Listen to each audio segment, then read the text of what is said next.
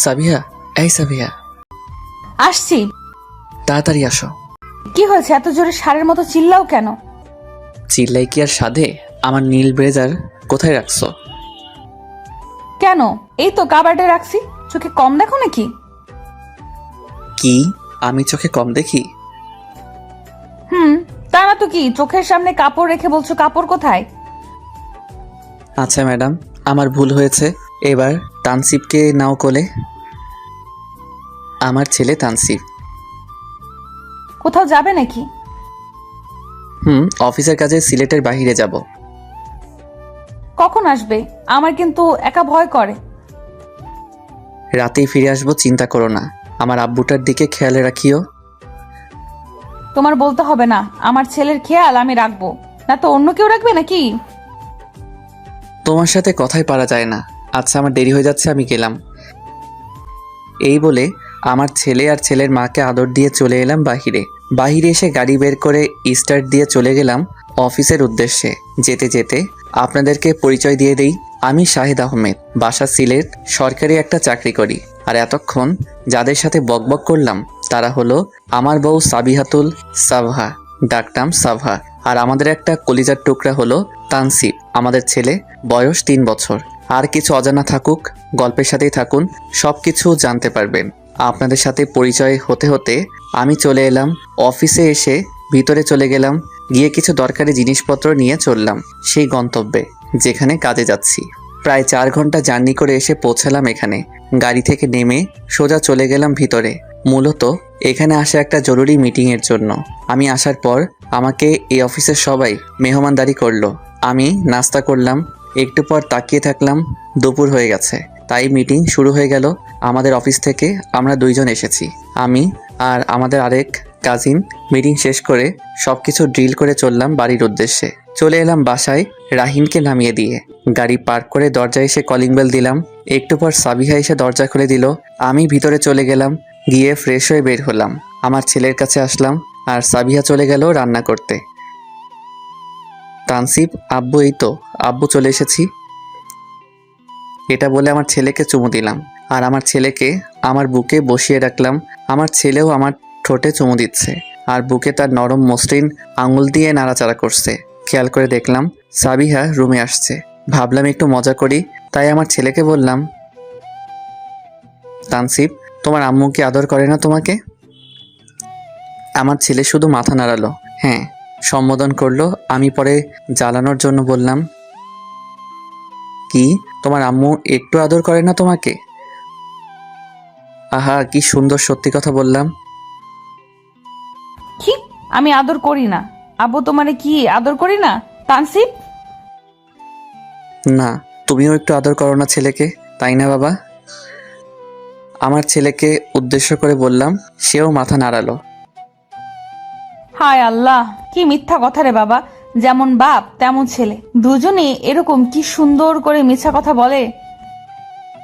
খিদা লাগছে, যাও গিয়ে খাবার রেডি করো। আমি যাব কেন? একটু আগে বাপ ছেলে আমার বিরুদ্ধে ছিল। আচ্ছা, আর বিরুদ্ধে যাব না, এবার তো যাও, খুব খিদে পেয়েছে। এরপর সে চলে গেল রান্নাঘরে খাবার রেডি করতে আর আমি আমার ছেলেকে নিয়ে খেলা শুরু করলাম। একটু পরে সাবিহা খাবার রেডি করে ডাক দিল। আমি আমার ছেলেকে নিয়ে গেলাম খাবার খাইতে। খাবার খেয়ে আমি আমার ছেলেকে নিয়ে রুমে চলে এলাম আর আমার দুষ্ট বউ বাসনগুলো পরিষ্কার করতে লাগলো। একটু পরে সবকিছু গুছিয়ে রুমে এসে শুয়ে পড়লো। আমার পাশে বউ আর ছেলে বউয়ের পাশে। আমার বুকে না ঘুমালে তার ঘুম হয় না, আমারও সেম। একটু পর আমার ছেলে ঘুমিয়ে পড়লো। তখন সাবিহা আমাকে জড়িয়ে ধরে, সেও ঘুমিয়ে গেল। তখন আমার মোবাইলটা বেজে উঠল। মোবাইল হাতে নিয়ে দেখলাম আমার বন্ধু নাহিদ কল করছে। বল। দোস্ত, আগামীকাল আমার বার্থডে পার্টির একটা আয়োজন করছি, তুই ভাবিকে নিয়ে চলে আসিস বিকেলে। তোর বার্থডে আর আমাকে আরো আগে বললি না কেন? সরি রে, আজ জানতে পারছি আমার বার্থডে কাল। আমার মনে ছিল না কবে আমার বার্থডে। ফারিয়া আমাকে আজ বলল। আচ্ছা, আসবো না কাল, আমি একা আসবো। তুই একা কেন, ভাবিকে সাথে করে নিয়ে আসিস। শুধু কি ভাবিকে নিয়ে আসবো? আর আমার ছেলে কোথায় যাবে? আলার পর বেশি বুঝোস কেন, তোদের সাথে তো সেও আসবে। আচ্ছা, দেখিনি। আমি নাহিদকে বললাম, আচ্ছা নিয়ে আসবো। তারপর আরও কিছুক্ষণ কথা বলে কেটে দিলাম। কল শেষ করে আমিও ঘুমিয়ে পড়লাম। সকালে সাবিয়া ঘুম থেকে উঠে আমার আর আমার ছেলের কপালে চুমু দিয়ে আমার ছেলেকে আমার কাছে দিয়ে চলে গেল ফ্রেশ হতে। ফ্রেশ হয়ে কিচেনে গেল নাস্তা তৈরি করতে। আর আমি আমার ছেলেকে আমার বুকের ভিতর 2 হাত দিয়ে জড়িয়ে ধরে ঘুমালাম। একটু পর আমার ছেলে ঘুম থেকে উঠে গেল আর বুকে ছোট করে খামচি দিচ্ছে। আর বুঝতে পারলাম, আর আমিও ঘুম থেকে উঠে গেলাম। আমার ছেলেকে চুমু দিলাম। আমার ছেলে চিল্লানি শুরু করে দিল। বাবা, বাবা। আব্বু, কি বলছো তুমি? তারপর আমি সাবিহাকে ডাক দিলাম। সাবিহা, এই সাবিহা। আছি। একটু পর সাবিহা রুমে আসলো। আমার আব্বুটা উঠে গেছে নাকি? বলে তানসিবকে কোলে নিয়ে চুমু দিল। যা ওরে ফ্রেশ করাও। তারপর আমার ছেলেকে নিয়ে ওয়াশরুমে চলে গেল। একটু পর ফ্রেশ হয়ে বের হলো আর আমি চলে গেলাম ফ্রেশ হতে। আমিও ফ্রেশ হয়ে বের হলাম, রেডি হয়ে চলে গেলাম নাস্তার টেবিলে। নাস্তা করে উঠতেই সাবিহা বলল, আজ না তোমার কোথাও যাওয়ার কথা? কোথায় যাওয়ার কথা? জেনেও না জানার ভান করে বললাম, কেন, তোমার বন্ধু কল করে আমাকে বলল। কি বলছে তোমাকে? বলছে তোমাকে মনে করিয়ে দিতে, আর কিছু বলে নাই। ও আজ তার বার্থডে একটা পার্টির আয়োজন করছে, সেই জন্য যেতে বলছে বিকেলে। তাহলে আজ অফিসে যাচ্ছ কেন? দুপুরে চলে আসবো। ও আচ্ছা, যাও তাহলে। আমি হুম বলে আমার ছেলে ও আমার বউয়ের কপালে চুমু দিয়ে চলে এলাম বাহিরে। বাহিরে এসে গাড়ি নিয়ে চলে গেলাম অফিসে। অফিসে এসে গাড়ি পার্ক করে চলে গেলাম আমার কেবিনে। কয়েকটা ফাইল রেডি করে দুপুরে চলে এলাম ছুটি নিয়ে বাসায়। বাসায় এসে গোসল করে খেয়ে আমি একটু ঘুমিয়ে গেলাম। বিকেলে সাবিয়ার ডাকে আমার ঘুম ভাঙলো। এই যে জামাই সাহেব, শুনছো? কি বলো? দেরি হয়ে যাচ্ছে, তোমার বন্ধু কল দিয়েছিল। উঠছি, তুমি রেডি হয়ে নাও আর আমার ছেলেকে রেডি করাও। সাবিয়া আচ্ছা বলে আমার ছেলেকে রেডি করতে লাগলো আর আমি চলে গেলাম ওয়াশরুমে। ওয়াশরুম থেকে বের হয়ে দেখলাম আমার ছেলে রেডি হওয়া শেষ। এখন ছেলের মা রেডি হচ্ছে। যখনই আমি রেডি হওয়ার জন্য কাপড় হাতে নিছি, তখনই পিছন থেকে ডাক পড়ে গেছে। ওগো, শুনছো?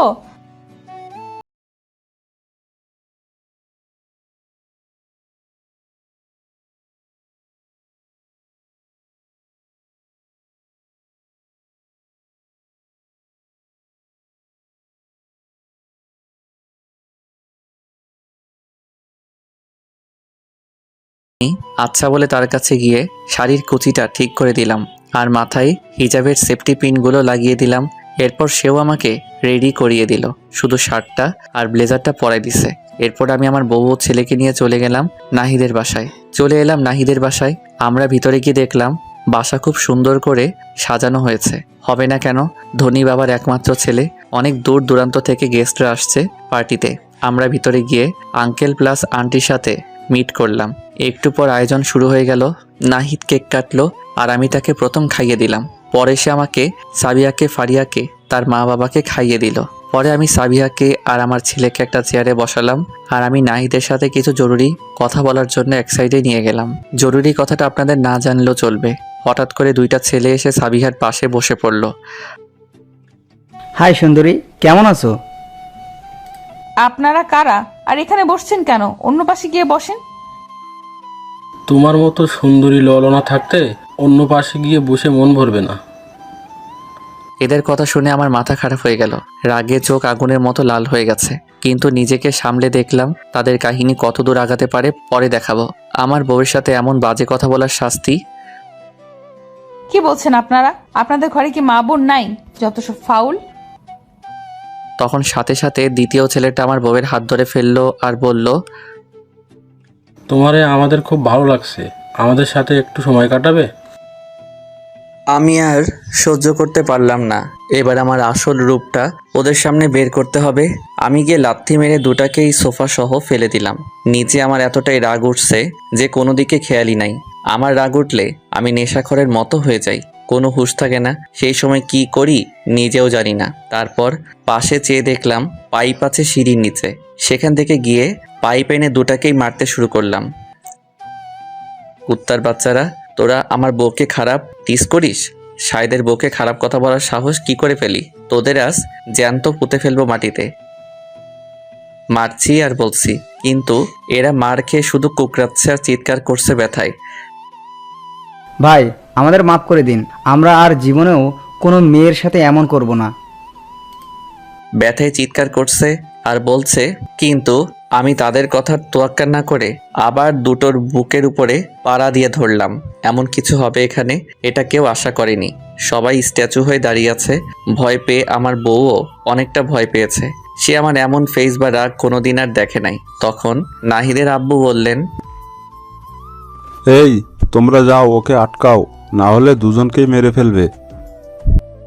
কয়েকটা ছেলেকে উদ্দেশ্য করে, না, কেউ যাবে না এখন। সে নিজের মাঝে নাই, তোদের উপর খেপে যাবে, আমি দেখছি। এই বলে নাহিদ চলে আসলো আমার কাছে। আর আমার বউ ভয়ে নাহিদের আম্মুকে জড়িয়ে ধরে বসে আছে। এই শাহেদ, কি করছিস? মরে যাবে তো, ছাড় আর মারিস না। আমাকে পিছন থেকে এসে ধরে বলছে, এই তুই ছাড় আমাকে, আজ এদের জ্যান্ত পুঁতে ফেলবো এখানে। রাগে চোখ দিয়ে আগুন বের হচ্ছে। তুই কি পাগল হয়ে গেছিস? হ্যাঁ, এরা মারা গেলে পুলিশ তোকে ধরে নিয়ে যাবে, আর তোকে পুলিশ নিয়ে গেলে ভাবি আর তোর ছেলের কি হবে? মারতে মারতে আধমরা করে ফেলেছি, রক্তে শরীর ভরে গেছে। এবার তার কথায় আমি নরম হয়ে গেলাম। আসলেই তো, আমি যদি এদের মেরে ফেলি, যদি এরা মারা যায়, তাহলে তো আমাকে পুলিশ ধরে নিয়ে যাবে। আর আমি জেলে গেলে আমার বউ বাচ্চার কি হবে? এই কথা চিন্তা করে সরে গেলাম। তারপর আমি অনুষ্ঠানে থাকা সবাইকে উদ্দেশ্য করে বললাম, সবাই শুনে রাখ, এই সাইদের বইয়ের দিকে যদি কেউ কোনোদিন খারাপ নজরে তাকায়, খারাপ কথা চিন্তা করে, তাহলে এদের থেকে করুণ অবস্থা হবে। আমি আবার বললাম, নাহিদ, তুই কাজটা ঠিক করলি না। আমাকে ইনভাইট না করলেও পারতি। এই সাবিহা, চলো। আমার বউ অনেক ভয় পেয়ে গেছে। ভয়ে ও একটু একটু কাঁপছে। সরি রে, আমি জানতাম যদি এমনটা হবে তাহলে ওদের এর আগে লাথি মেরে বিদায় করে দিতাম। তুই আমাকে আমি আর কিছু বলতে না দিয়ে আমার বউ ছেলেকে নিয়ে চলে এলাম বাসায়। বাসায় এসে রুমে চলে এলাম। সাবিয়াকে বললাম ছেলেকে যেন ঘুম পাড়ায়। সে বলল, এখনো ভয় পেয়ে আছে। আমি ওয়াশরুমে চলে গেলাম। শাওয়ার ছেড়ে তার নিচে দাঁড়িয়ে রইলাম 5 মিনিট। মাথা দিয়ে ধোয়া বের হচ্ছিল। তারপর গোসল করে বেরিয়ে আসলাম। দেখলাম আমার ছেলে ঘুমিয়ে গেছে, আর সাবিহা খাটের এক কোণে গুটিসুটি মেরে বসে আছে। আমি খেয়াল করে দেখলাম ভয় পেয়ে গেছে প্রচুর। আর পাবারই কথা, কারণ আমার এমন রূপ আগে দেখে নাই কোনোদিন। আমি তাদের কম মারতাম যদি আমার বউয়ের হাত না ধরতো আর খারাপ কমেন্ট না করত। আমার কলিজার গায়ে হাত দিবে আর আমি তা দেখব? এটা হতে পারে না।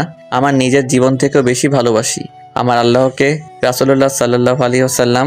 আমার বাবা মায়ের পর পৃথিবীতে যদি দ্বিতীয় কোনো ব্যক্তিকে যদি নিজের জীবন থেকে বেশি ভালোবাসি, সেটা হলো আমার বউ আর ছেলে। সাবিহা, তুমি এমনভাবে বসে আছো কেন? কিছু না, এমনি। যাও ফ্রেশ হয়ে আসো। সাবিয়া বলে চলে গেল ওয়াশরুমে। আর আমি বসে বসে আমার ছেলেটাকে চুমু দিতে থাকলাম। একটু পর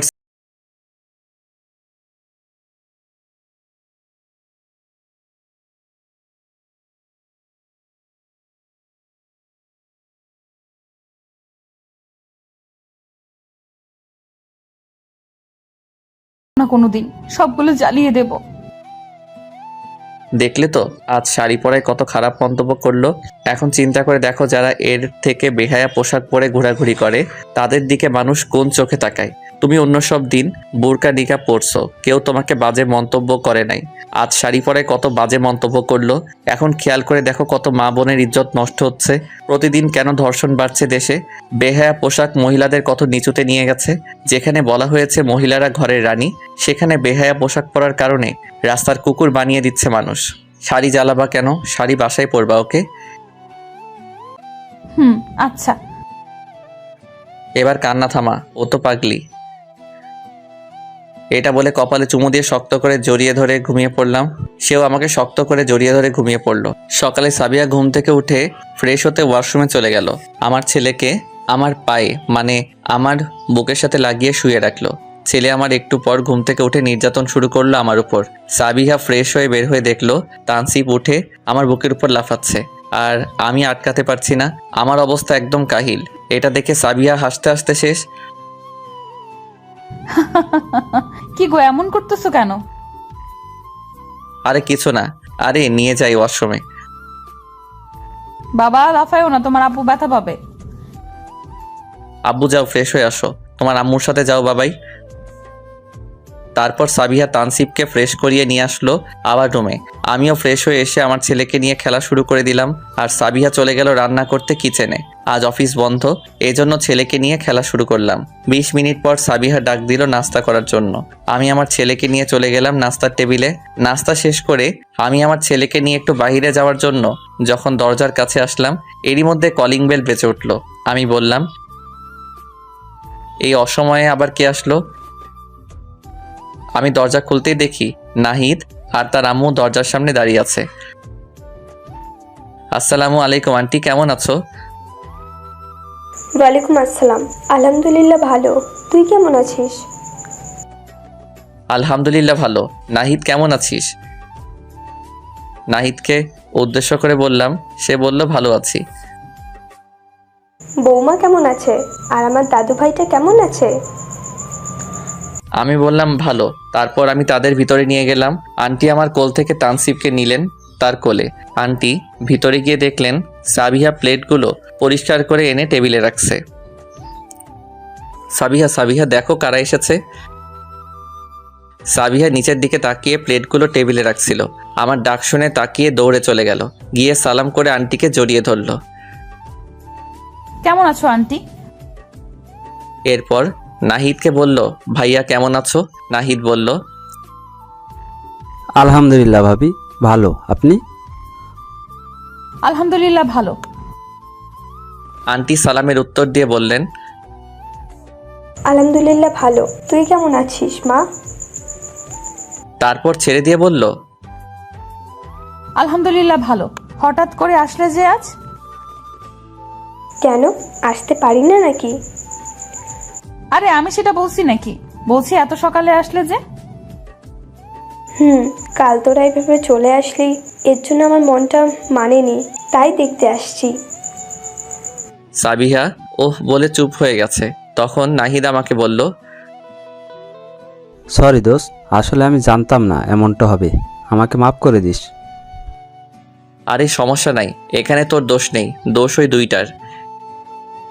এরপর আন্টি বললেন, শাহেদ, কিছু মনে করিস না বাবা, প্লিজ। আরে আন্টি এসব বাদ দাও, আমি কিছু মনে করিনি। আর এটা কি হাতে? ও, ভুলেই গেছিলাম, কাল তোরা না খেয়ে চলে এলি, এভাবে চলে আসায় আমার অনেকটা খারাপ লাগছে। তোর আঙ্কেলও অনুতপ্ত তোর কাছে, ক্ষমা করে দে বাবা, তোদের জন্য খাবার নিয়ে আসছি।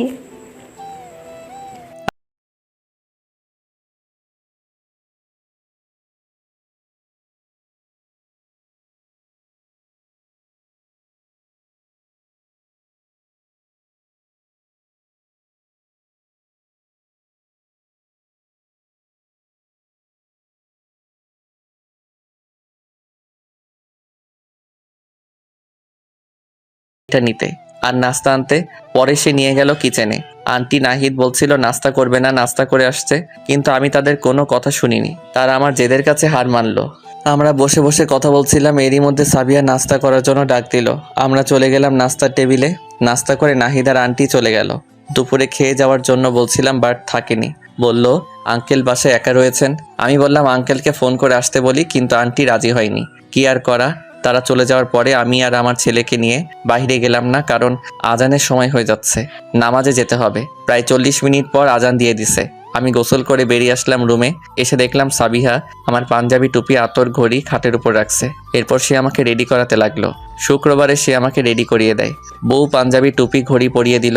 আমি তার আর আমার ছেলের কপালে চুমু দিয়ে চলে গেলাম মসজিদে। নামাজ পড়ে বাসায় চলে এলাম। সোজা বউয়ের করার নিষেধ, নামাজ পড়ে কোনো জায়গায় আড্ডা না দিতে। কারণ আমি মেয়েদের জমের মতো ভয় পাই। আর এটা তো বউ, তাহলে বুঝতেই তো পারছেন। আর বললাম না, ডাইনিগুলোরে কেন জানি এত ভয় করে নিজেও জানি না। একটু পর খেয়ে দিয়ে আমি গেলাম ছাদে। আজ একটা সিগারেট খেতে ইচ্ছে করছে। কোনোদিন খাই না, বিয়ার আগে খাইতাম। বিয়ার পরে বউ কড়া গলায় বলে দিছে সিগারেট খেলে তাকে ছাড়তে হবে, এজন্য আর খাই না। আজ লুকিয়ে খেয়ে ফেলি একটা। সিগারেট ধরালাম, প্রথম টান মারতে যাব, এমন সময় খেয়াল করে দেখলাম কে যেন আমার পিছনে দাঁড়িয়ে আছে আর রাগে সাপের মতো ফুঁসছে। যেই পিছনে তাকাইছে আমি তো শেষ। সাবিহা পিছনে দাঁড়িয়ে আছে আর রাগে সাপের মতো ফুঁসছে। আবার কয়দিন থেকে শুরু করছো এগুলা? রাগে দাঁতে দাঁত চেপে বলছে, এবার আমি শেষ, পত্রিকার হেডলাইন হয়ে যাব। যেভাবে রেগে আছে। তো তুমি এখানে? আমি যেটা বলছি সেটার উত্তর দাও। সত্যি আমি আর কোনোদিন খাই নাই বউ, আজ প্রথম, তাও খাইনি। টান মারার আগে তুমি এসে গেছো। আল্লাহ কোনো মতে বাঁচাও, আর জীবাণু হাতে নিব না। তবে আজ আমি কি যে করি বলছিলাম না, এসব খেলে আমাকে ছেড়ে দিয়ে তারপর যা খুশি মন চায় করিস, তাহলে এসব আবার খাইছিস কেন? প্রমিস, আর কোনোদিন খামো না। এইবারের মতো মাফ করে দাও। না খাবি না কেন? ওর বেশি করে খা। আজ আমি আমার বাপের বাড়ি চলে যাব, এখন থেকে বেশি করে খাইস। এই মুহূর্তে আমি কিছু গরম না হলে হবে না, কারণ বউকে বশ করতে হবে। খালি বাপের বাড়ি চলে যাবে এটার ভয় দেখায়। আরে যা, তোর বাপের বাড়ি সব সময় এই একই কথা, বাপের বাড়ি চলে যাব, বাপের বাড়ি চলে যাব বলে মাথা কাস। তুই গেলে আমার ভালো, তোকে আটকে রাখছে কে? যা তুই, আমার ছেলেকে আমার কাছে দিয়ে যাস। তোর মতো কুত্তা, ছাগল, পাগল, বিড়াল, হনুমান ইতরের কাছে আমার ছেলেকে দিব না। এটা বলে রাগ করে নিচে যেতে লাগলো। আচ্ছা নিয়ে যা, আরেকটা বিয়ে করব দেখিস তুই চলে গেলে। বিয়ের কথা বলে আরো খেপে গেছে। পিছনে ফিরে আমার দিকে অগ্নি চোখে তাকালো, তাকিয়ে দৌড়ে চলে গেল। আমি রাগিয়ে দিয়েছি। কত ভালো লাগছে। ওর রাগি ফেসটা দেখার মতো ছিল। আসলে বলছে বাপের বাড়ি চলে যাবে, এটা রাগ করে বলছে। কোথাও যাবে না, রুমে শুয়ে শুয়ে কান্না করবে। আর যে গালি দিছে এটা রাগ উঠলে বলে আরো কর কিছু বলে, যেমন কুত্তা, বিড়াল, বানর, হনুমান, হাতি, অ্যানাকোন্ডা, ছাগল, পাগল, ইতর, লুচ্চা, গাধা এগুলো বকে। তবে পাগলিটা অনেক ভালোবাসে, এজন্য কোথাও বেড়াতে যেতে দেয় না। আর গেলেও সে সাথে চায়। বাপের বাড়ি চলে যাবে এটা বলার পর যখন যায় না, রুমে শুয়ে থাকে, তখন আমি যদি বকি কি হলো চলে যাও না বাপের বাড়ি, তখন যায় না, বিভিন্ন বাহানা দেখায়। আজ আপনাদের দেখাবো না, যাওয়ার জন্য কত বাহানা করে। চলুন নিচে যাই। আমি নিচে গিয়ে দেখলাম রুমে শুয়ে আছে আর ফুপিয়ে কেঁদে যাচ্ছে। তখন কি হলো, এখন না কেঁদে যাও? বাপের বাড়ি, আমার বাসা থেকে বের হও। নিশ্চুপ, কোনো কথা নাই, শুধু ফুপিয়ে কেঁদে যাচ্ছে। কি হলো, যাও। একটু আগে তো বললা চলে যাবা, তো এখনো বাসায় কেন? যাও। আমার কাছে ভাড়া নেই, কেউ ভাড়া দাও, আমি চলে যাব। ওকে, এই নাও 200 টাকা, এবার যাও। এই 200 টাকায় হবে না, আমার আরো লাগবে। ওকে, এই যে 500 টাকা দিলাম, এবার বিদায় হও। হ্যাঁ আমি চলে যাব, এখন তো চোখের কাটা হয়ে গেছি, এটাও হবে না। আমার ছেলের জন্য কিছু কিনতে হবে, আরো টাকা লাগবে। আমার ছেলের যা লাগবে আমি পাঠিয়ে দেবো, এবার যাও।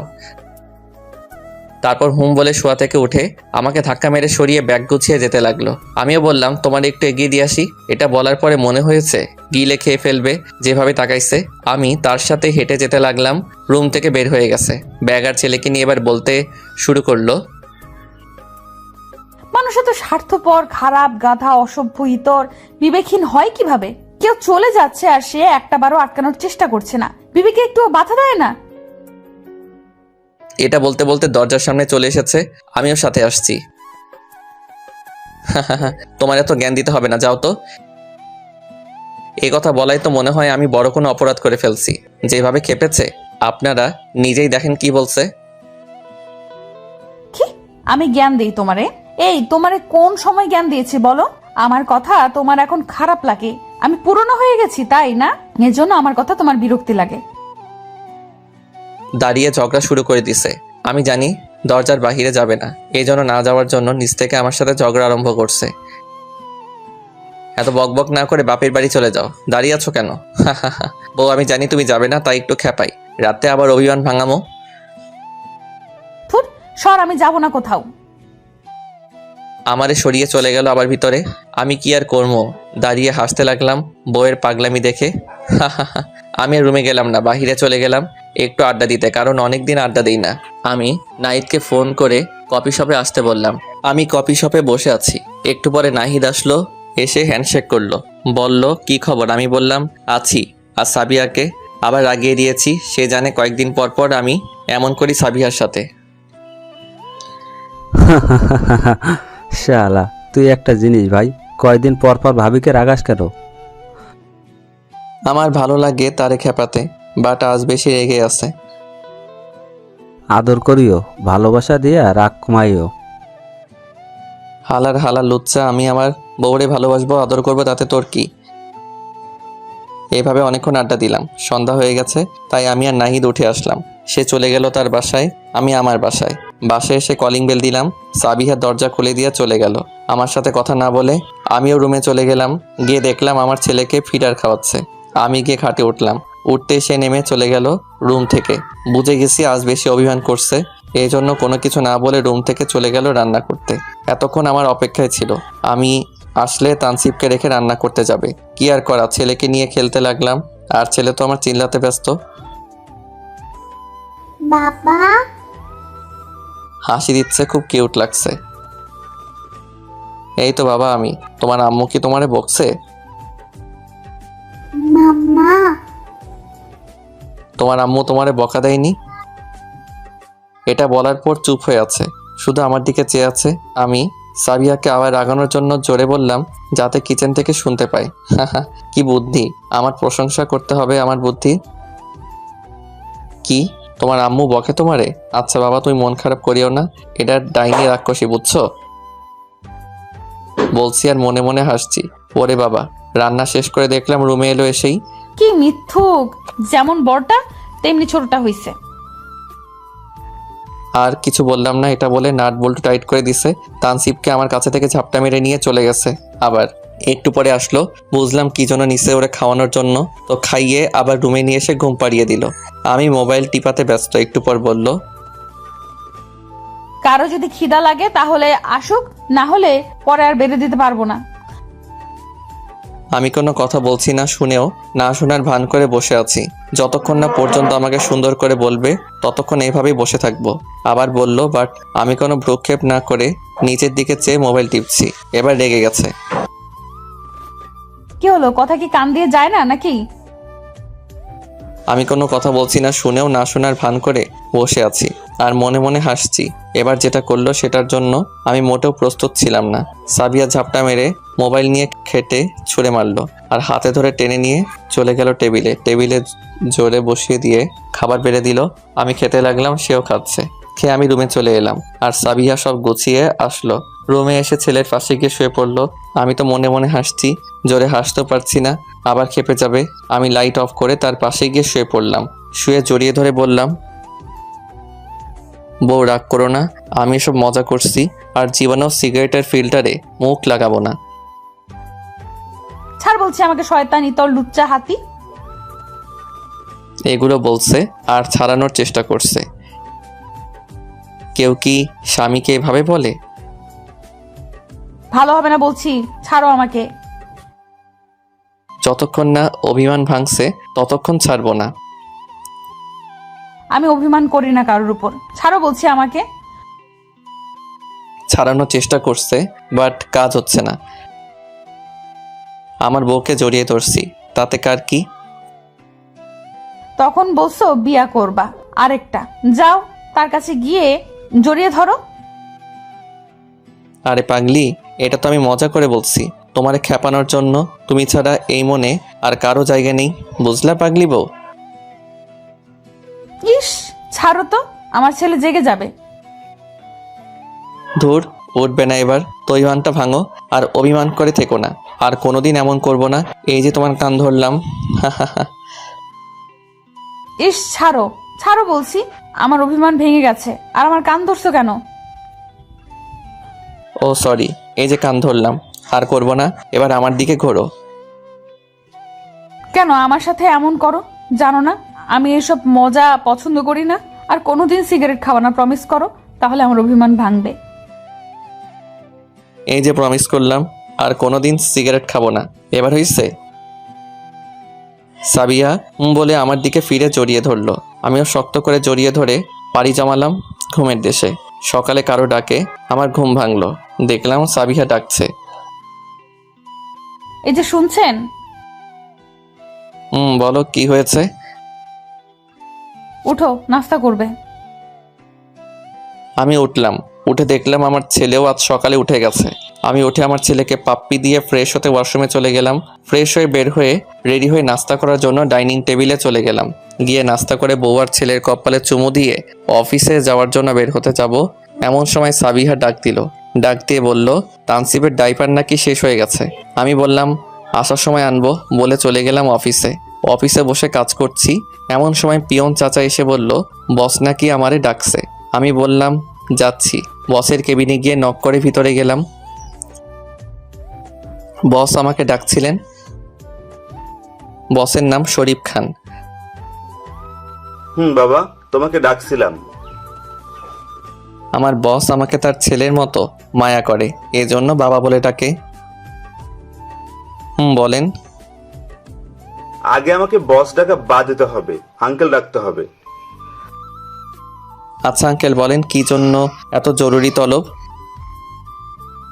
আজ একটা মিটিং আছে একটু পরে, আর আজকের মিটিংটা তুমি সাজেস্ট করবে।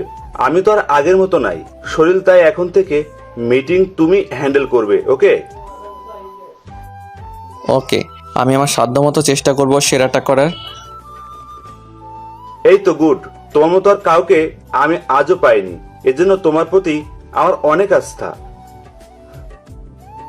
দোয়া করবেন যাতে হালালভাবে চলতে পারি। তোমার জন্য আমার মনের গভীর থেকে শ্রদ্ধা এবং দোয়া রইল। তুমি অনেক বড় হও। আচ্ছা আঙ্কেল, তাহলে এখন কি আসতে পারি? যাও। আমি আমার কেবিনে চলে আসলাম। একটু পর মিটিং শুরু হয়ে গেল। আলহামদুলিল্লাহ নিজের সেরাটা দিয়ে মিটিং হ্যান্ডেল করলাম। সব ক্লায়েন্টরা আমার প্রশংসা করলো। আমি তাদের প্রশংসা শুনে অনেক খুশি হলাম। তবে একটা মেয়ে ক্লায়েন্ট ছিল। আমি যখন মিটিং করাচ্ছিলাম, যখন সবার দিকে তাকাইয়া কথা বলতাম, তখন মেয়েটার দিকে খেয়াল করে দেখলাম সে আমার দিকে এক ধ্যানে তাকিয়ে আছে। এটা আমার কাছে বিরক্তিকর লাগলো, তার চাওয়াটা। মিটিং শেষ করে যখন বের হয়ে আমার কেবিনে গেলাম, দেখলাম মেয়েটাও আমার পিছনে এসে আমার কেবিনে ঢুকে গেছে। এটা দেখে আমি তাকে সালাম দিলাম। সে সালামের উত্তর দিল। এরপর বললাম আপু আমার সাথে কোনো দরকার নাকি? সে বলল আমার নাম প্রিয়া, আপনার নাম কি? জি, আমার নাম মোহাম্মদ শাহেদ আহমেদ। ও, খুব সুন্দর নাম। আমরা কি ফ্রেন্ড হতে পারি? সরি আপু, কি জন্য আসছেন সেটা বলুন। আসলে কি সত্যিটা বলবো? অবশ্যই। আমি কি মিথ্যাটা বলার জন্য বলছি নাকি? আসলে আমার দেখেন, যেটা বলার জন্য আসছেন সেটা বলে এখান থেকে যান। আরে বলছি তো, রাগ করছেন কেন? তাড়াতাড়ি বলে এখান থেকে যান। আসলে আপনাকে আমার অনেক ভালো লেগেছে। আপনাকে আমি ভালোবেসে ফেলছি প্রথম দেখায়। এটা শোনার পর আমার রাগ উঠে গেছে, কারণ আমি ওর হাব ভাব দেখেই বুঝতে পারছি এমন কিছু একটা হবে, এজন্য কর্কশ গলায় কথা বলছি। তারপরও এখন আমার রাগ কন্ট্রোল করে তাকে বললাম আমি মানুষ দেখতে সুন্দর না কালো? আর আপনি আমার কি দেখে ভালোবেসে ফেললেন এটা বলেন। সত্যি আমি আপনাকে ভালোবেসে ফেলছি। আপনি কালো হলে কি হয়েছে, মুখে অসম্ভব একটা মায়া আছে, আর আপনার মন মানসিকতা দেখে ভালোবেসে ফেলছি। প্লিজ আমাকে ফিরিয়ে দিয়েন না। আপনি জানেন আমার সম্পর্কে কিছু? আমার বাড়ি আসেনি, ঘর আসেনি, আমি বিবাহিত নাকি অবিবাহিত? আমার এত জেনে লাভ নেই, আমি আপনাকে ভালোবাসি। আমি বিবাহিত, আমার বউ বাচ্চা আছে। কি? আপনারা দেখে মনেই হয় না এখনো বিবাহিত। আমি এত কিছু জানি না। আপনার বউ বাচ্চা থাকলেও আমি আপনার ঘরে সতীনের সংসার করতে পারবো। দেখেন, আমি এটা করতে পারবো না। আমার বউয়ের বিশ্বাস নষ্ট করতে পারবো না। সো এসব চিন্তা বাদ দিয়ে চলে যান এখান থেকে। না, আমি আপনাকে ভালোবাসি, আমি আপনাকে চাই। জাস্ট শাট আপ, বের হন এখান থেকে। আবার যদি আমার সামনে এসব কথা বলেন তাহলে থাপ্পড় মেরে সব দাঁত ফেলে দিব। আমি আপনাকে চাই, এতে আপনি যাই করুন না কেন। এই তোর সাথে এতক্ষণ ভালো ব্যবহার করছি, এর জন্য পার পেয়ে গেছিস তাই না? বের হয় এখান থেকে, না হলে লাথি মেরে বের করে দিব। আমার চিল্লানি শুনে অফিসের সব স্টাফরা জড়ো হয়ে গেছে। কেবিনের সামনে কয়েকজন ভিতরে এসে আমাকে সামলানোর চেষ্টা করছে, আর ওই মেয়েটাকে কথা শোনালো। অফিসের সবাই জানে আমার রাগ কেমন, আমি কি রকম। তারপর মেয়েটাকে কিছু মেয়ে স্টাফ বুঝিয়ে বিদায় করে দিল, আর আমাকে বোঝাতে লাগলো। অফিস টাইম শেষ, আমি বেরিয়ে চলে আসলাম। রাগটা এখনো কমেনি। আমি বাসায় চলে আসলাম, এসে কলিং বেল দিলাম। সাবিহা এসে দরজা খুলে দিল। আজ আমার ফেসটা দেখে বুঝে গেল আমি কোনো কারণে রেগে আছি, এজন্য আর কোনো কথা বলল না। রুমে গিয়ে ওয়াশরুমে চলে গেলাম গোসল করতে। গোসল করে বেরিয়ে দেখলাম সাবিহা আমার কাপড় এতে রাখছে। খাটে আমি কাপড় চেঞ্জ করে নিলাম। সাবিহা বলল, আসো নাস্তা করে নাও। আমি বললাম, যাও আসছি। তারপর আমি নাস্তা করতে চলে গেলাম। নাস্তা করে রুমে চলে এলাম। একটু পর সাবিহা রুমে আসলো। আমার ছেলেটা ঘুমিয়ে আছে এখনো। তখন তানসিব কোন সময় ঘুমাইছে? তুমি আসার একটু আগেই ঘুমাইছে। ও আচ্ছা। আচ্ছা, একটা কথা বলি। আমার পাশে এসে কাঁধে মাথা রেখে হাত জড়িয়ে ধরে বলল, বলো কি বলবে। আচ্ছা, আজ কোনো কারণে কি রেগে আছো? হুম। কি কারণে একটু বলবে কি? তাহলে শোনো। তারপর সবকিছু খুলে বললাম। কি এত বড় সাহস, আমার বুক থেকে আমার স্বামীকে কেড়ে নিতে চায়? পাইলে ওরে আমি খুন করে ফেলবো। আরে থামো, তোমার স্বামীকে কেউ কোনোদিন কেড়ে নিতে পারবে না তোমার কাছ থেকে। এই শাহিদের বুকে শুধু সাবিয়া থাকবে আর কেউ না। যদি কোনোদিন আমাকে ছেড়ে চলে যাও তাহলে আমি আর কিছু বলতে দিলাম না, মুখ বন্ধ করে দিলাম আমার মুখ দিয়ে। আপনারা বুঝলেন না, থাক, বোঝার দরকার নেই। লিজেন যারা তারাই বুঝলে হবে, তাদের কাছ থেকে জেনে নিয়েন। একটু পর ছেড়ে দিলাম। ছেড়ে দিয়ে বললাম, আর যদি এমন কথা বলো তাহলে আমার থেকে আর কেউ খারাপ হবে না, বলে দিলাম। সে আমাকে জড়িয়ে ধরে হেসে হেসে বলল, ওকে মাই ডিয়ার জামাই সাহেব, আর বলবো না। এইভাবে আরো কিছুক্ষণ রোমান্টিক ঝগড়া করলাম। রাতে খেয়ে আমি গেলাম বাহিরের দোকানে। আমার ছেলে ডাইপার ভুলে গেছিলাম আনতে। দোকানে গিয়ে ডাইপার কিনে চলে এলাম বাসায়। এসে দরজার লক খুলে ভিতরে গেলাম। গিয়ে দেখলাম সাবিহা আয়নার সামনে বসে আছে। মাথায় দুষ্ট বুদ্ধি চাপলো। ভাবলাম একটু দুষ্টামি করে নিই, কি বলেন আপনারা? আমি ডাইপার খাটে রেখে বউকে গিয়ে পিছন থেকে জড়িয়ে ধরলাম। এই কি করছো, ছাড়ো।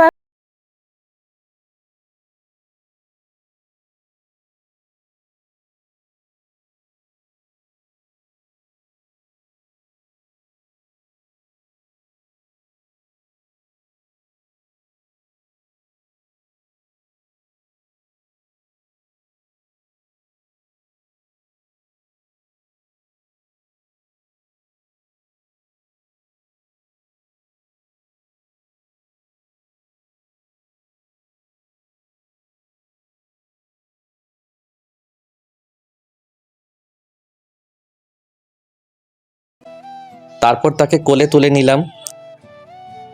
কি করছো কি এখন? কোলে নিলে কেন? কোলে করে নিয়ে খাটে শুয়াই দেই, তোমার কষ্ট করে যেতে হবে না। তারপর শুয়ে পড়লাম। বউ আমাকে জড়িয়ে ধরে ঘুমিয়ে পড়লো, আমিও জড়িয়ে ধরে ঘুমিয়ে পড়লাম। সকালে ঘুম থেকে উঠে দেখি সাবিহা কিচেনে চলে গেল রান্না করতে। আজ আমার ছেলেটাও এখনো ঘুম থেকে ওঠেনি, তাই আমি রুম থেকে বের হয়ে কিচেনের দিকে গেলাম। দেখলাম রান্না করছে সাবিহা। আমি গিয়ে পিছন থেকে জড়িয়ে ধরলাম। সে একটু ঘাবড়ে গেল, এমন আচমকা ভাবে জড়িয়ে ধরায় কারণ সে আমাকে ঘুমে রেখে আসছে। এই কি করছো, ছাড়ো বলছি। আর এভাবে হুট করে কেউ জড়িয়ে ধরে? গাধার গাধা, আমি তো ভয় পেয়ে গেছিলাম। সরি বউ। তোমারে না দেখলাম ঘুমাচ্ছ, কখন উঠলে? এই তো একটু আগে উঠে ফ্রেশ হতে চলে এলাম বউয়ের কাছে রান্নায় হেল্প করতে। হয়েছে বসো, এটাই বেশ। আর ছাড়ো আমাকে, রান্না করতে পারছি না। যাও রুমে যাও, তানসিব উঠে যাবে। না, এভাবে জড়িয়ে ধরে থাকি, তুমি রান্না করো। তানসিব এখনো ঘুমাচ্ছে। ধুর, সবসময় তোমার দুষ্টামি। ছাড়ো বলছি। এইভাবে জড়িয়ে ধরে রাখলে আমি রান্না করব কিভাবে? রান্নার ডিস্টার্ব হচ্ছে। ও আচ্ছা, সরি, ভুল হয়ে গেছে। এটা বলে ছেড়ে দিয়ে চলে আসার জন্য যখন ঘুরছি, তখনই আমাকে ঝাপটা মেরে ধরে নিচেই তার হাত দিয়ে আমার 2 হাত জড়িয়ে ধরলো। আবার আমাকে আনলে কেন? তোমার রান্নার ডিস্টার্ব হবে না? না, হবে না। এইভাবে জড়িয়ে ধরে থাকো, ভালোই লাগছে। ছাড়লে খবর আছে। আমি তো শকড হয়ে গেলাম ওর কথা শুনে। একটু আগে বললো একটা, আবার এখন বলে আর একটা। আগে বললো রান্না করতে পারছে না, ডিস্টার্ব করছি, আর এখন বলে হচ্ছে না, ভালোই লাগছে। হায় রে মেয়ে মানুষ, এদের মন বোঝা বড় দায়। সময় সময় রূপ পাল্টায় ডাইনিগুলা। যাই হোক, সে রান্না শেষ করার পর আমি তাকে ছেড়ে দিয়ে গেলাম। রুমে গিয়ে দেখলাম আমার ছেলে ঘুম থেকে উঠে বসে বসে ছোট একটা টেডি বিয়ার দিয়ে খেলছে। আমি আমার ছেলেকে কোলে নিয়ে চুমু দিলাম। সাবিহা, এই শুনছো? আসছি। একটু পর সাবিহা রুমে আসলো। এসে আমার কোল থেকে ছেলেকে নিয়ে চুমু দিল, দিয়ে তারে ফ্রেশ করাতে ওয়াশরুমে ঢুকলো। আমি রেডি হয়ে নিলাম অফিসে যাওয়ার জন্য। সাবিহা দেখলাম বের হয়েছে তানসিবকে নিয়ে। এরপর আমরা চলে গেলাম নাস্তার টেবিলে নাস্তা করতে। আমি আমার ছেলেকে নিয়ে বসে আছি আর সাবিহা নাস্তা রেডি করে দিল। এসে বসে নাস্তা করে নিল, আর আমিও নাস্তা করে বরাবরের মতোই মা ছেলের কপালে চুমু দিয়ে চলে গেলাম অফিসে। অফিসে এসে আমার কেবিনে চলে এলাম। আজ তেমন কোনো কাজ নেই, আমার 2টা ফাইল আছে, এগুলো একটু ঠিক করতে লাগলাম। একটু পর পিয়ন চাচা এসে নক করলো। বাবা, তোমার সাথে একজন মেয়ে দেখা করতে আসছে। চাচা আমাকে বাবা বলে ডাকে, কারণ আমি ওনার ছেলের মতো। যেদিন প্রথম জয়েন করেছিলাম সেদিন আমাকে স্যার বলে ডাকছিল। আমি স্যার বলতে নিষেধ করছিলাম, কারণ আমি ওনার ছেলের মতো, আর উনি আমার বয়সে বউ বাবার মতো। নাম ধরে আমাকে ডাকতে বলছিলাম, বাট উনি বলল বাবা বলেই ডাকবে। আমি আর না করিনি, এজন্য এখনো বাবা বলেই ডাকে। যাই হোক, গল্পে ফিরি। চাচা আমার সাথে দেখা করবে মেয়ে। আমার তো তেমন কোনো মেয়ের সাথে পরিচয় নাই, নিশ্চয়ই ভুল করে আমার নাম বলছে। আরে না, সে তোমার কথাই বলেছে। আচ্ছা চাচা, পাঠিয়ে দিন ওনাকে। এরপর চাচা গিয়ে মেয়েটাকে পাঠিয়ে দিলেন। মেয়েটা আমার কেবিনে এসে নক করলো। আমি ফাইলটা দেখে নিচের দিকে তাকিয়ে বললাম আসতে। আসলে আমি সরি, আমাকে ক্ষমা করে দিয়েন। তখন উপরের দিকে তাকাতেই আমি অবাক হয়ে গেলাম, সাথে সাথে রাগও উঠে গেল, কারণ সেই কালকের মেয়েটা প্রিয়া আমার সামনে দাঁড়িয়ে আছে। এই আপনি আবার এখানে আসছেন কেন? আমার চোখের সামনে থেকে চলে যান। প্লিজ আমার কথাটা শুনুন। বলেন আর বিদায় হন বলে। আসলে আমি সরি কালকের ঘটনার জন্য। আমি আপনার কাছে অনুতপ্ত। আমার ভুলের জন্য আমাকে ক্ষমা করে দিন। আমি রাতে অনেক ভেবেছি দুনিয়াতে জোর করে সব কিছু করা যায়, বাট কারো ভালোবাসা পাওয়া যায় না। প্লিজ আমাকে ক্ষমা করে দিন। ওকে, ক্ষমা করে দিলাম, এবার আসতে পারেন। আসলে সব মানুষেরই তো ভুল হয়, তাই ক্ষমা করা একটি মহৎ গুণ। আমিও তাই ক্ষমা করে দিলাম। সত্যি ক্ষমা করেছেন তো? সত্যি। তাহলে আমরা কি ফ্রেন্ড হতে পারি? সরি, আমার দ্বারা সম্ভব না। তাহলে মনে হয় আমাকে ক্ষমা করতে পারেননি।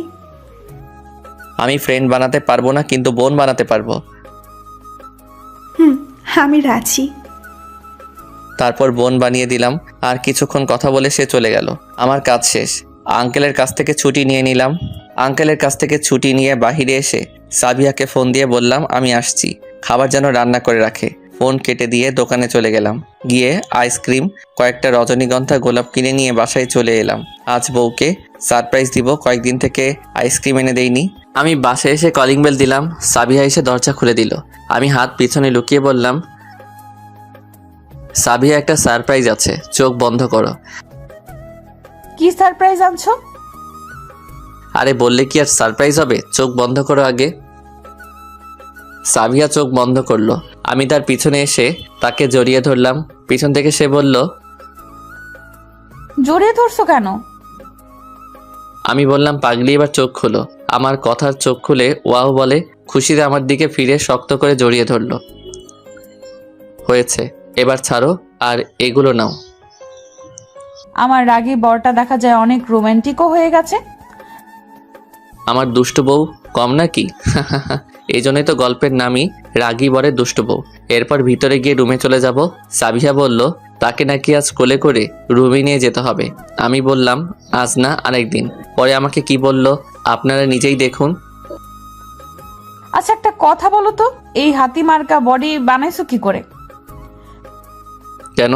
জিম করে বানাইছি। তাহলে আমাকে কোলে করে নিয়ে যেতে পারবে না কেন? শুনছি জিম যারা করে তাদের শরীরে অনেক শক্তি থাকে। আর আমি কি মোটা নাকি? আরে পাগলি, আমি মজা করছিলাম। তোমাকে কোলে নিয়ে যেতাম রুমে, আর তোমার মতো আরো 2 সাবিয়ারে কোলে করে নিয়ে হাঁটতে পারবো। এটা বলে সাবিয়াকে কোলে তুলে নিলাম। সে আমাকে আষ্টে পৃষ্ঠে জড়িয়ে ধরলো গলায়। রুমে গিয়ে নামিয়ে দিয়ে আমি অফিসের কাপড় চেঞ্জ করে আমার ছেলের কাছে গিয়ে শুয়ে পড়লাম। দেখলাম আমার ছেলে ঘুমিয়ে আছে। আমি আমার ছেলেকে আমার বুকের ভিতরে এনে জড়িয়ে ধরে ঘুমিয়ে পড়লাম। সাবিয়াও আমার পাশে ঘুমিয়ে পড়লো। বিকালে ঘুম থেকে উঠে ফ্রেশ হতে সাবিয়াকে বললাম রেডি হতে, আজ ঘুরতে যাব। সে খুশিতে আত্মহত্যা থুক্কু আত্মহারা, কারণ আমি আগে নিয়ে যাইনি কোনোদিন ঘুরতে। আমার নিষেধ ছিল। আজ বলাই খুশিতে আত্মহারা হয়ে 2 গালে 2টা চুমু দিয়ে দৌড়ে ওয়াশরুমে ঢুকে গেল। আমি তার বাচ্চামিগুলো দেখে হাসতে লাগলাম। একটু পর সে বের হলো, আমি ঢুকলাম ফ্রেশ হতে। আমি ফ্রেশ হয়ে বের হয়ে দেখলাম মা ছেলে রেডি হয়ে গেছে। সাবিহা বোরকা নেকাব পরছে। ছেলেকে যেভাবে সাজাইছে যে কেউ দেখলে ক্রাশ খাইবে। আজ উদ্দেশ্য হলো একটা লেকে যাওয়ার। আমরা লেকে গিয়ে অনেকক্ষণ বসলাম। এখানে পরিবেশটা খুব মনোরম। সন্ধ্যার পর কোনো কোলাহল নেই, প্রেমিক প্রেমিকার ছাড়া আর কেউ নেই এখানে। আমরা অনেকক্ষণ বসে কফি খেয়ে চলে এলাম বাসায়। বাসায় এসে খেয়ে ঘুমাতে গেলাম। এমন সময় সাবিহা বলল আজ লুঙ্গি পরে ঘুমাতে। এটা বলে তো আমার নাট বোল্টও টাইট করে দিছে। না, আমি লুঙ্গি পরে ঘুমাতে পারি না। তুমি পুরুষ মানুষ হলেও লুঙ্গি পরতে পারো না, আগে কখনো পরনি? আমি দিনেও লুঙ্গি পরতে পারি না। বললে লুঙ্গির এক কোণ বাংলাদেশে আরেক কোণ ইন্ডিয়ায় চলে যায়। আচ্ছা, এই জন্যই বলি বাসায় লুঙ্গি আনতে দাও না কেন? আর রাতে পরলে কি হয়? রাতে পড়লে সকালে লুঙ্গি খুঁজে পাই না।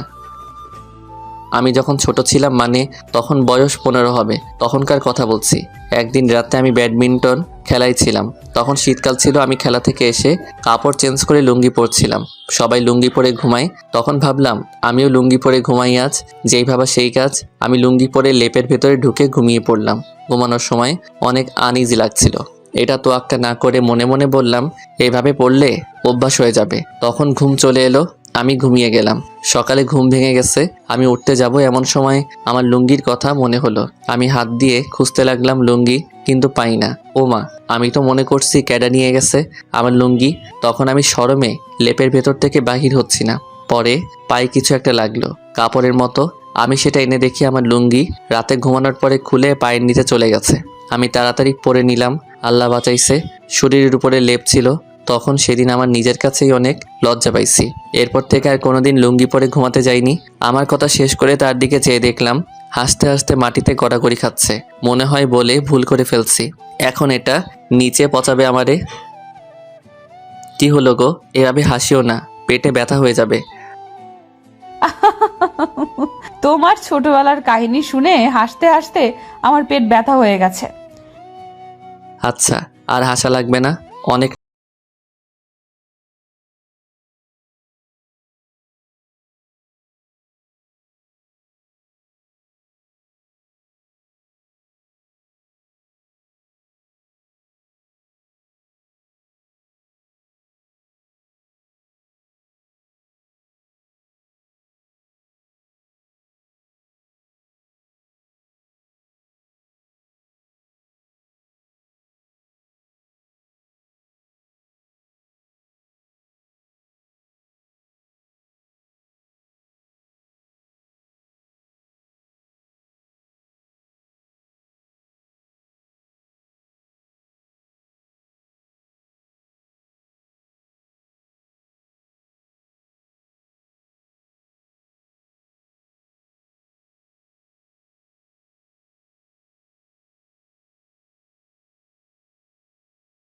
মাথা তুলছে না। আচ্ছা, এটার জন্য পরিশ্রম করতে হবে আবার। আপনারা জানগা, আর কিছু নাই এখানে। বাকিটা ইতিহাস। লিজেন্ডরা শুধু বুঝবে যা বুঝেননি। লিজেন্ডদের কাছ থেকে জেনে নিন।